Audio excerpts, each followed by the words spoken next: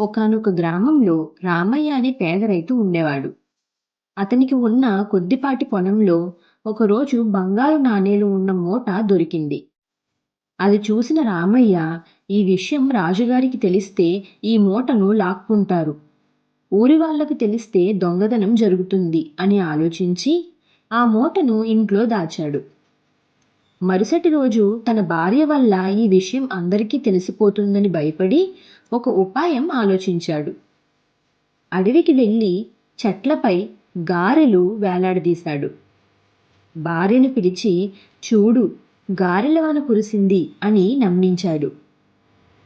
కొన్ని రోజులకు విషయం తెలుసుకున్న రాజుగారు తమ భటులను పంపించి విచారణ జరిగించగా, అతని భార్య మాకు బంగారు మూట దొరికిన రోజే గారెల వాన కూడా కురిసింది అని చెప్పింది. ఆమె మాటలు పిచ్చిగా ఉండడంతో భటులు నవ్వి వెళ్ళిపోయారు. అలా రామయ్య తన తెలివితో ఆ సంపదను కాపాడుకుని సుఖంగా జీవించాడు.